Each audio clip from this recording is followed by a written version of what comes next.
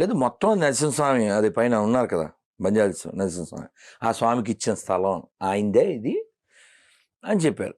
ఇప్పుడు గవర్నమెంట్ కాకపోతే దాన్ని కొట్టింది ఎవరు?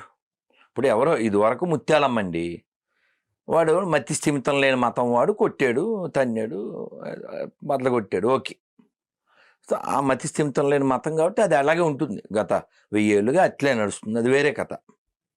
ఇప్పుడు ఈ పెద్దమ్మ విగ్రహం ఎవరు దాచారు?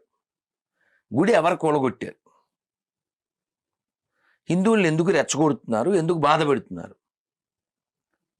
దీనికి ఏమైనా సమాధానం ఉందా గవర్నమెంట్ ఆఫ్ తెలంగాణ నుంచి? పోనీ ఏదైనా ఒక స్టేట్మెంట్ ఎవరైనా మంత్రి ఇచ్చారా? సరే ఇప్పుడు రియాక్షన్ అయ్యారు, అవ్వకపోతే సచినోళ్ళతో లెక్క, బొందుగాలు లెక్క. రియాక్ట్ అయ్యారు, అది మంచిది, ఇంకా రియాక్ట్ అవ్వాలి. నేను ఈ సందర్భాన్ని ఉటంకిస్తూ అదే ఇప్పుడు ఇందాక ఏపీలో జరిగింది దాని గురించి మాట్లాడాను అక్కడ నిన్న. ఎవరో ఒక అబ్బాయి ముస్లిము వరంగల్ నుంచి అక్కడి నుంచి ఫోన్ చేసి, ఏంది స్వామి ఆంధ్రాలో హిందువులకి సోయి లేదా? ఎవరైనా మా మసీదు గోడ ముడితే మేము లా అండ్ ఆర్డర్ లేకుండా చేస్తాం అన్నాడు. సో వాళ్ళ డెడికేషను, వాళ్ళ కమిట్మెంట్ అది వేరే. ఆంధ్రాలో ఇప్పుడు మీకు ఒక చిన్న మెసేజ్ చూపించా, చూశారు కదా, అతను స్పష్టంగా చెప్తున్నాడు,